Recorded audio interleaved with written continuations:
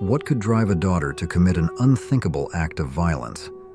In 2019, the world was left horrified when Isabella Guzman, a TikToker with an eerie presence, brutally stabbed her own mother 79 times. A story that shook the internet and revealed a chilling side to family dynamics unfolds now. In the quiet suburb of Aurora, Colorado, an ordinary August evening turned into a nightmare that would be etched into true crime history. It wasn't just the number of wounds that left people in shock. It was who wielded the weapon and why. Isabella Guzman wasn't an unknown figure. Her unsettling demeanor in court and peculiar TikTok fame made her an enigma. But what pushed her to commit such a heinous crime? What demons led her down a path that ended in one of the most violent family murders in recent memory? The bathroom where her mother, Yunmi Hoy, took her final breaths wasn't just a crime scene.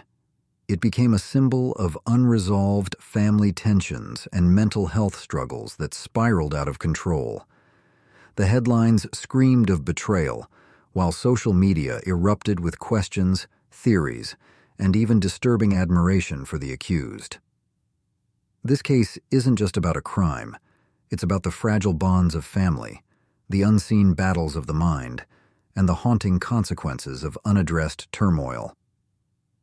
Stay tuned as we dive into the shocking story of Isabella Guzman, a tale that will leave you questioning everything you thought you knew about family, justice, and redemption.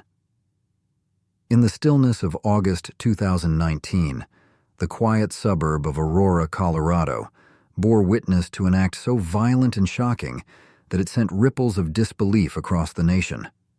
This wasn't a crime of passion or a random act of violence. It was something far more chilling. Yunmi Hoy, a hard-working single mother, was brutally attacked and stabbed 79 times in the confines of her own home. The person wielding the knife? Her 18-year-old daughter, Isabella Guzman. The tragedy shocked not only the local community, but also captured the attention of millions as the details unfolded. This wasn't just another headline. It was a story that delved deep into family dynamics, mental health struggles, and the pressures that can drive someone to the edge. What could lead a daughter to commit such an unimaginable act against her mother? And how did their relationship deteriorate to the point of no return? Yunmi Hoy was a woman who worked tirelessly to ensure a stable life for her daughter. After divorcing Isabella's father, she carried the weight of single parenthood, juggling multiple jobs to make ends meet. From the outside, she appeared as a loving, selfless mother. But behind closed doors, the bond between mother and daughter was fraught with tension.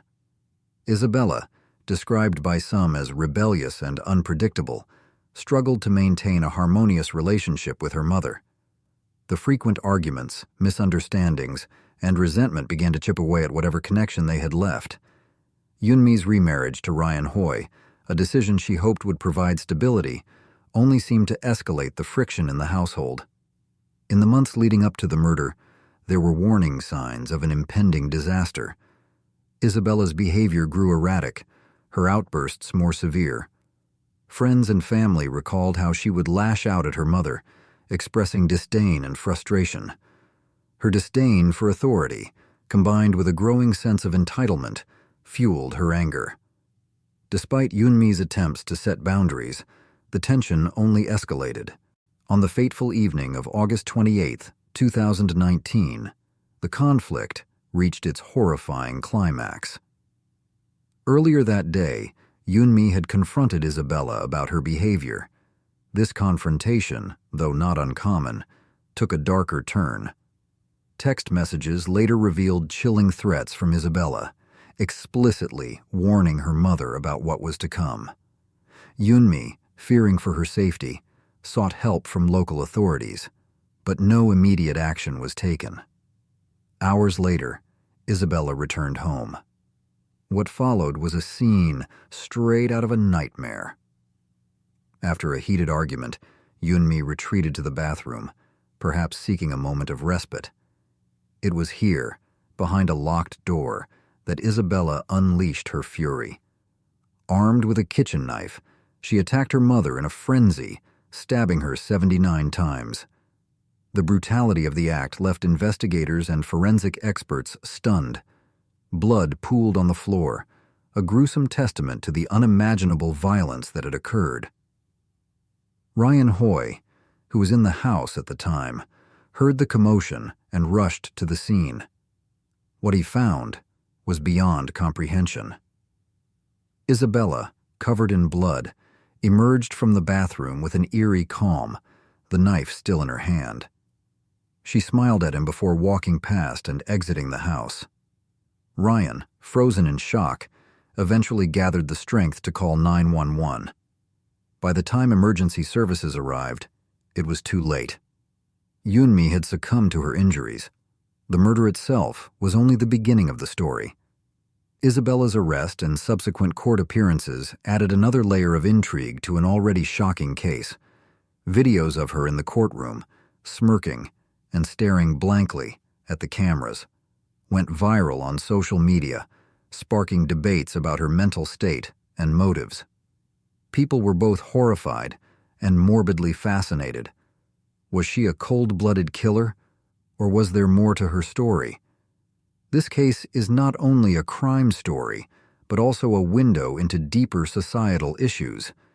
It forces us to confront uncomfortable questions. How do family conflicts spiral out of control? Could this tragedy have been prevented? And how does mental illness factor into cases like this? As we continue, we'll delve deeper into the events leading up to this tragic night, the investigation that followed, and the legal proceedings that determined Isabella's fate. This is not just the story of a crime. It's a haunting exploration of human nature, family bonds, and the devastating consequences of unresolved conflict. Born into a fractured family in the bustling city of Aurora, Colorado, Isabella Guzman's life was anything but idyllic. From an early age, she experienced the instability that comes with a broken home. Her parents, Yunmi Hoy and Robert Guzman, separated when she was a child, leaving Yunmi to shoulder the responsibilities of single motherhood. Isabella's father, though present sporadically, wasn't an everyday figure in her life. This void left her mother to not only provide financially, but also take on the role of disciplinarian, caretaker, and emotional support, a burden she carried with quiet resilience. Yunmi Hoy was a woman of remarkable strength. Born in South Korea, she moved to the United States with dreams of a better future. Despite cultural and language barriers, she worked tirelessly to build a stable life for her daughter. Employed at a dental clinic, she often worked long hours, sacrificing personal comforts to ensure Isabella had everything she needed. From school supplies to extracurricular activities, Yunmi's efforts were unrelenting. However, her dedication came at a cost. The long hours and constant pressure left little time for nurturing the emotional bond between her and Isabella. As Isabella entered her teenage years, the cracks in their relationship began to deepen. What started as minor disagreements over household rules escalated into fiery arguments that shook their home. Isabella, described by teachers and classmates as intelligent but defiant, grew increasingly rebellious. She frequently skipped school, ignored curfews, and began associating with a crowd that encouraged her behavior. Her mother's attempts to intervene were met with hostility, further straining their already fragile relationship. Adding another layer of complexity to the family dynamic was Ryan Hoy, Yunmi's second husband. Ryan entered their lives with hopes of bringing stability to the household. A mild-mannered and patient man, he made every effort to bridge the gap between mother and daughter. He tried to mediate their arguments, often finding himself caught in the crossfire. Despite his best intentions, his presence seemed to exacerbate Isabella's feelings of alienation. She resented the idea of a stepfather and saw Ryan not as a stabilizing force, but as an intruder in her already turbulent life. The tension in the household wasn't just confined to verbal arguments. There were moments when Isabella's anger boiled over into physical outbursts, leaving Yunmi and Ryan deeply concerned. They sought help, reaching out to friends and family for advice, and even considered professional counseling. But Isabella, defiant as ever, refused any intervention. To her, these efforts felt like attempts to control her rather than understand her. In the months leading up to the tragic event, Isabella's behavior became increasingly erratic. She withdrew from family activities, spent hours locked in her room, and began exhibiting signs of deep emotional distress. Social media posts hinted at a darker side, cryptic messages about betrayal, isolation, and anger. Yunmi, though alarmed, held on to the hope that her daughter's behavior was a phase, something that time and patience would resolve. Ryan, on the other hand, began to fear that the situation was spiraling out of control. He confided in colleagues about the growing tension at home, expressing concern for Yunmi's safety. On one occasion, he even suggested involving Child Protective Services, but Yunmi dismissed the idea.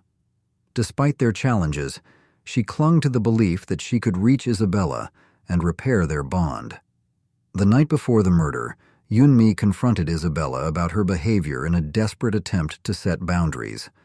She delivered an ultimatum, demanding that Isabella respect the household rules or face the consequences. The confrontation, though not unusual, took on an ominous tone.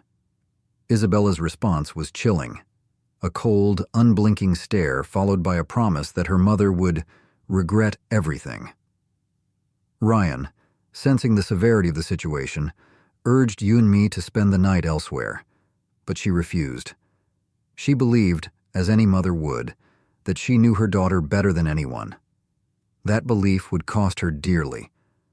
What led Isabella to such a horrifying act wasn't just a result of teenage rebellion.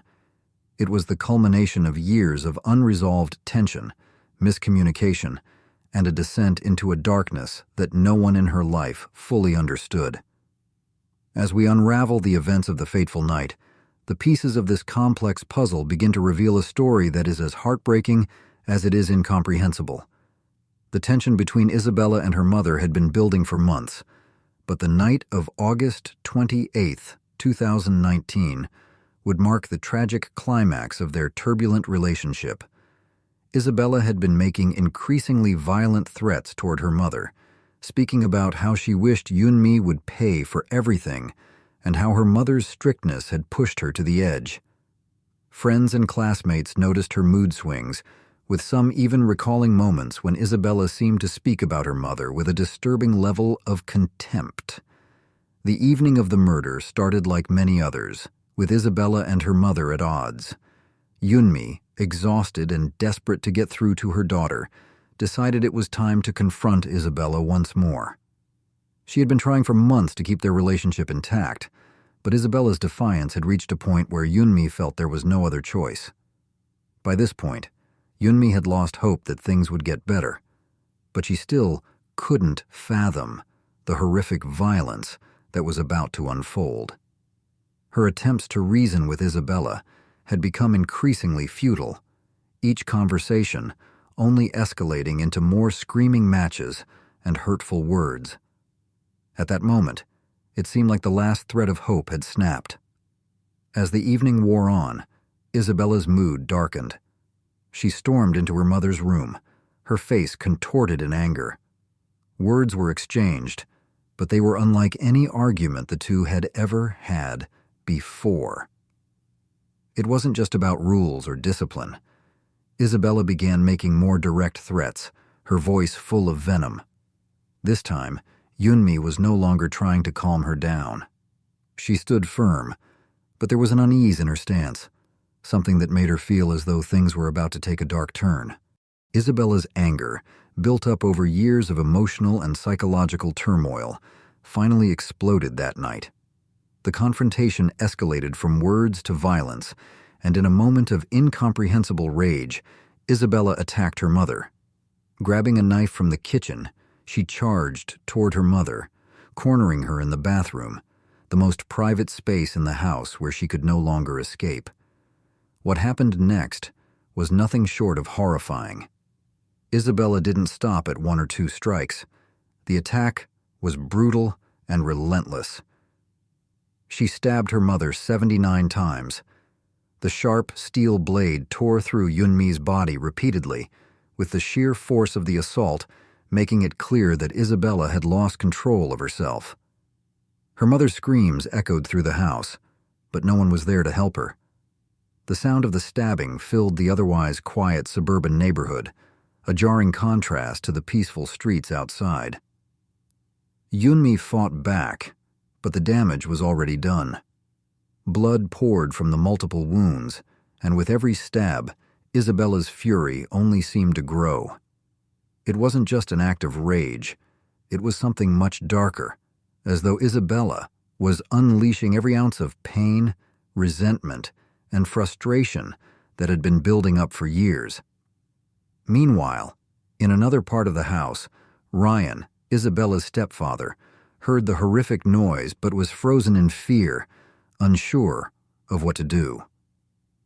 The sounds of struggle and chaos filled the house, but his feet were glued to the ground, his mind scrambling for any kind of explanation. By the time he gathered the courage to reach the source of the noise, it was too late.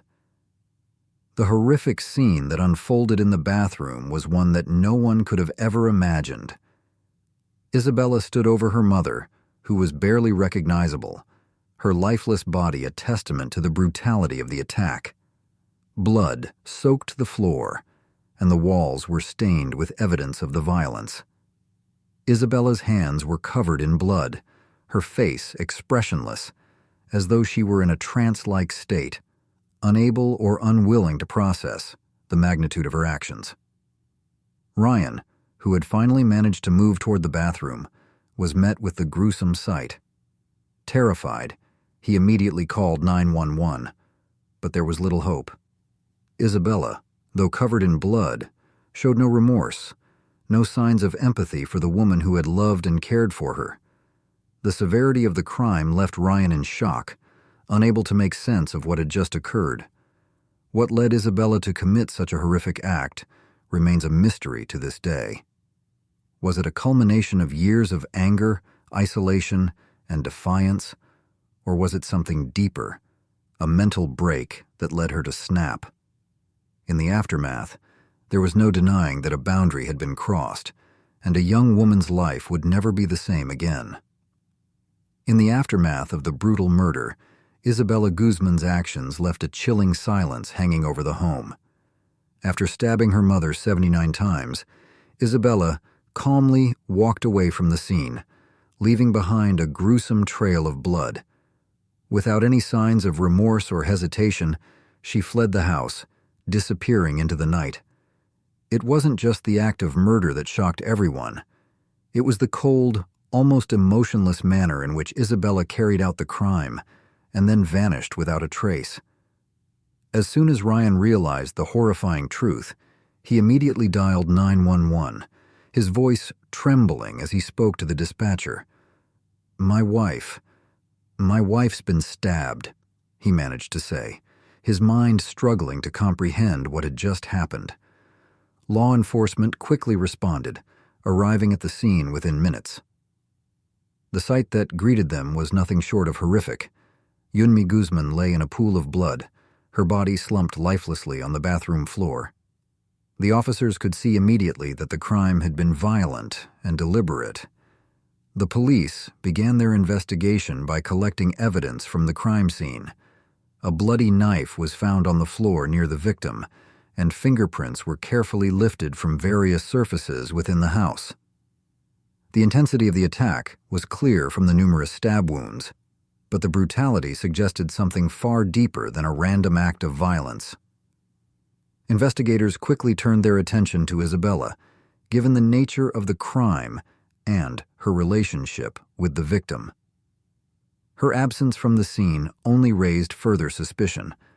Law enforcement issued a statewide manhunt for Isabella, who had already fled the house by the time police arrived. Local authorities worked tirelessly, tracking her movements through various means. Within hours, tips began flooding in from concerned neighbors and citizens who had seen Isabella in the area. Her last known location was traced to a nearby neighborhood, where witnesses reported seeing a young woman matching her description. Despite the initial confusion, the investigation quickly began to piece together the timeline of events. Surveillance footage from nearby stores and homes gave a glimpse of Isabella's movements, helping the authorities narrow down her whereabouts. Eventually, the investigation led the authorities to a nearby park, where Isabella had been hiding, trying to lay low after committing the horrific crime. When Isabella was finally located, she was taken into custody without resistance.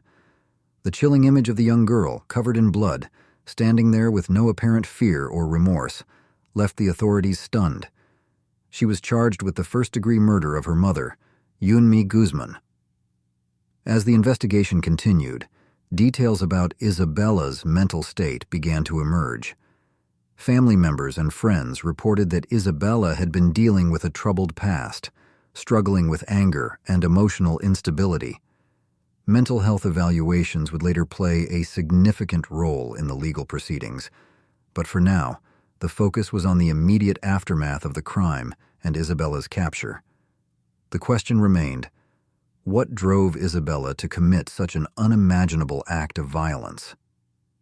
Authorities would soon start delving deeper into her past, hoping to uncover the factors that may have contributed to her tragic and horrifying actions. The investigation was far from over, and the answers were still a long way from being clear. As the investigation into Isabella Guzman's crime unfolded, the legal proceedings soon took center stage. What followed was a courtroom drama that both captivated and horrified the public. The young woman who had stabbed her mother 79 times was about to face the consequences of her actions. However, what unfolded during the trial was not just a legal battle. It was a complex psychological puzzle that would leave the court, the media, and the public grappling with the question, was Isabella Guzman truly responsible for her actions, or was she a victim of her own troubled mind? From the moment Isabella entered the courtroom, her unsettling behavior became a focal point. Her demeanor was cold, almost detached, and she seemed indifferent to the gravity of the crime she had committed. It was as if the young woman sitting there, dressed in prison orange, was a mere observer of the tragedy, rather than its perpetrator. Her erratic emotions and facial expressions became the subject of intense media scrutiny. At times, she would smile inappropriately, which sent shockwaves through the audience, making her appear unnervingly composed, even in the face of the horrific charges against her. These unnerving smiles became a viral sensation on social media, further complicating the already high-profile case. As the trial progressed, the prosecution painted a picture of a cold-blooded, premeditated murder. They described the brutal nature of the crime, stressing the calculated violence of the attack. The defense, on the other hand, sought to shift the focus to Isabella's mental state. Her defense team argued that Isabella was not fully responsible for her actions, citing a long history of mental health struggles. Isabella's erratic behavior in court, they claimed, was not just a result of her emotions. It was a symptom of deeper psychological issues that had plagued her for years. The defense called on several psychological experts to testify about Isabella's mental state. These evaluations revealed a deeply troubled individual, suffering from mental illnesses that may have contributed to her violent actions. Isabella had been diagnosed with severe emotional disturbances and a history of behavioral problems dating back to her teenage years. She had struggled with depression, anxiety, and anger management issues, and had been in and out of therapy for years. Her psychological evaluations revealed that she suffered from a personality disorder that could impair her judgment and decision-making abilities. This disorder, combined with her history of unresolved emotional trauma, seemed to paint a troubling picture of a young woman caught in the grip of her own mental health battles. The defense argued that Isabella's actions were the result of a psychological breakdown, one that left her unable to fully comprehend the severity of her crime or control her violent impulses. Expert testimonies emphasize that her mental state at the time of the murder should be considered in her sentencing. Her emotional instability and the lack of empathy she displayed during the trial were seen as indicative of the profound inner turmoil she had been enduring for years. Ultimately, the jury was faced with a difficult decision. Was Isabella a cold-hearted murderer who deliberately planned and executed her mother's death, or was she a deeply troubled young woman whose mental health issues played a significant role in the crime? In the end, the jury found Isabella not guilty by reason of insanity. Instead of a traditional prison sentence, she was sent to a psychiatric facility for treatment. The court determined that Isabella was not fit for regular incarceration, given her diagnosed mental health condition. She would spend years in a mental health facility, where her behavior would be closely monitored, and she would undergo intensive therapy. The verdict sparked mixed reactions. Some believed that Isabella deserved to be held accountable for her actions, regardless of her mental state. Others felt that the decision to send her to a psychiatric facility was the right one, as it would offer her the treatment she so desperately needed. The court had recognized that Isabella was not just a perpetrator of a brutal crime. She was also a victim of her own psychological demons. As Isabella was led away from the courtroom, her fate now lay in the hands of psychiatric professionals who would determine whether she could ever be deemed fit to re-enter society.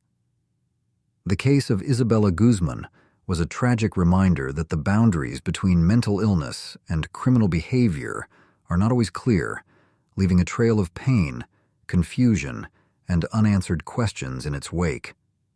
The tragic case of Isabella Guzman forces us to confront unsettling questions about justice, mental health, and the complexities of human behavior.